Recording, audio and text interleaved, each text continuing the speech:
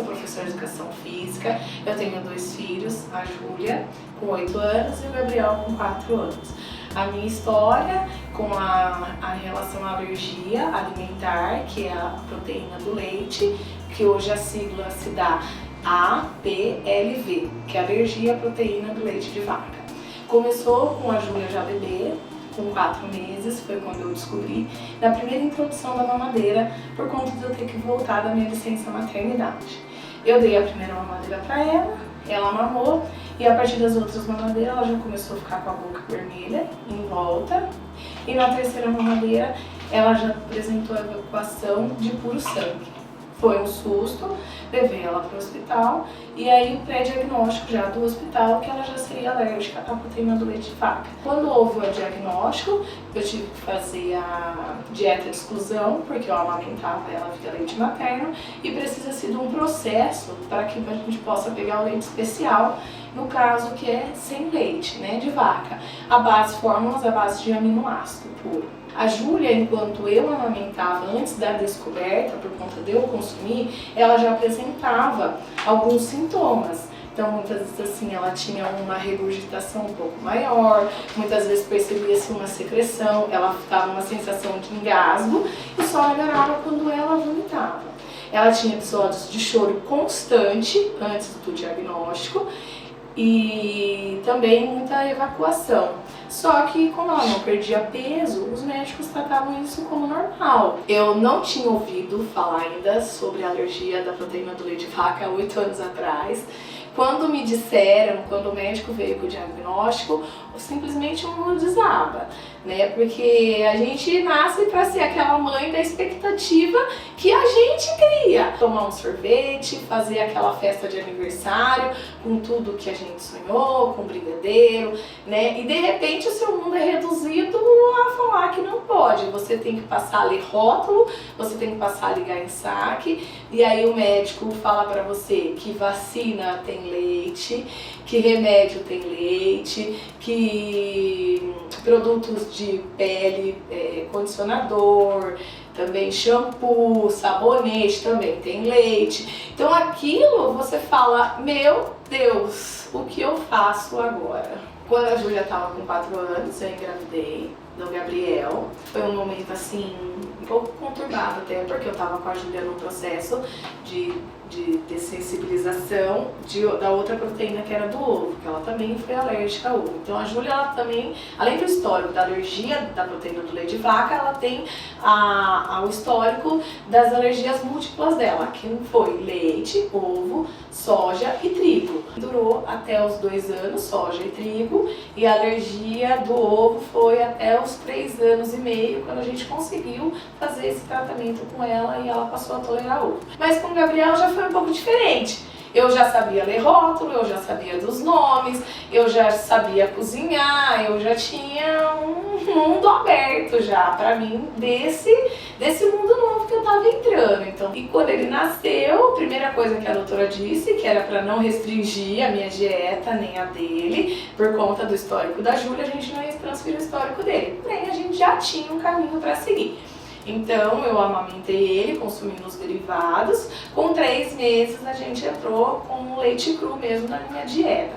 E aí, durante uma semana que eu consumi, ele já apresentou sangue nas fezes, que já é uma característica, né? Só que o Gabriel, ele não é uma criança que aparece nos exames, nem de sangue e nem de pele, né? Porque o dele é parte gastrointestinal, então é outro tipo de célula, vamos dizer assim. Daí, novamente, eu retirei esses alimentos da minha alimentação, esperei 30 ou 60 dias, não me lembro na época, e depois eu introduzi novamente. Nessa introdução, novamente, ele voltou a evacuar sangue de novo. Então aí ficamos com o diagnóstico dele de também alergia à proteína do leite de vaca, os dois.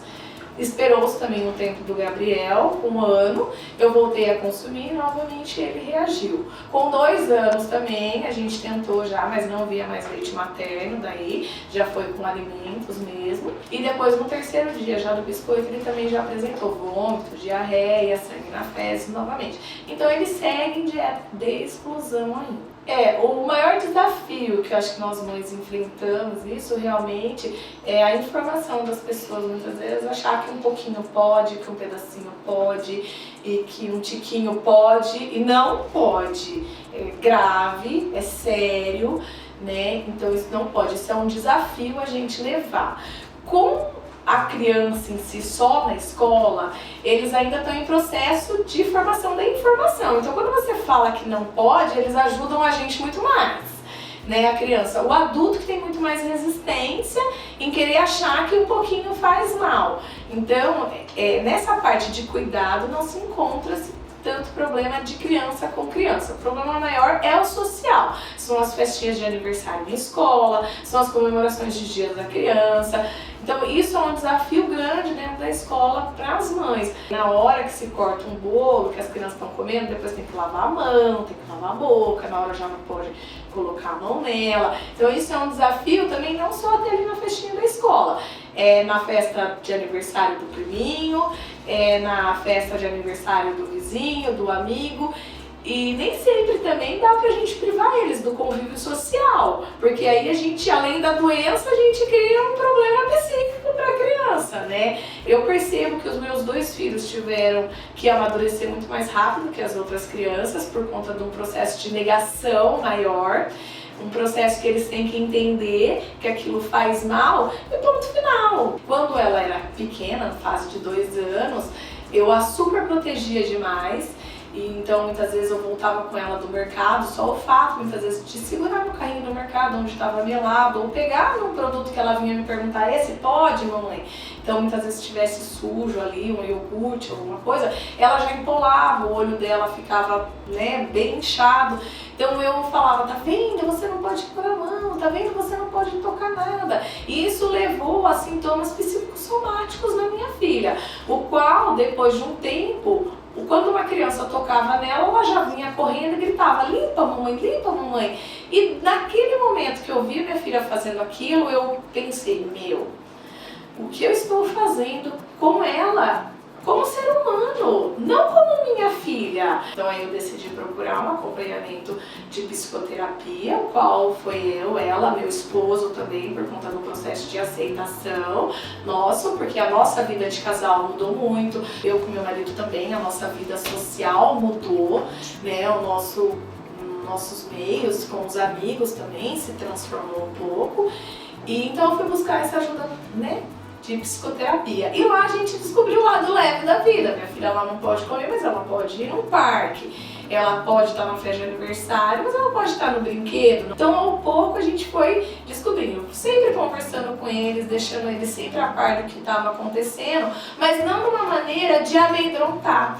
Então, hoje, assim, eu lembro o primeiro dia que eu deixei ela assim, na festa de aniversário da amiga, e a mãe, ela teve a empatia tão grande de fazer com que os alimentos salgados fossem bem próximos do que ela já pudesse comer. Então, pão com carne moída, salgadinho da onde ela já está acostumada a consumir. A Júlia ela anda com o kit dela, que tem adrenalina, corticoide, aerolim, um plano de ação, com cada etapa muito simples, né? Então é pele, só o histamínico, é pele, espirro e tosse, o histamínico, o corticoide. Então eu explico para as mães, no caso, deixo lá, sempre fico próximo do local para se acontecer alguma coisa, mas eles são muito responsáveis em relação a isso. Hoje eu enxergo isso com mais praticidade, com mais tranquilidade, mas foi preciso haver um processo de luto.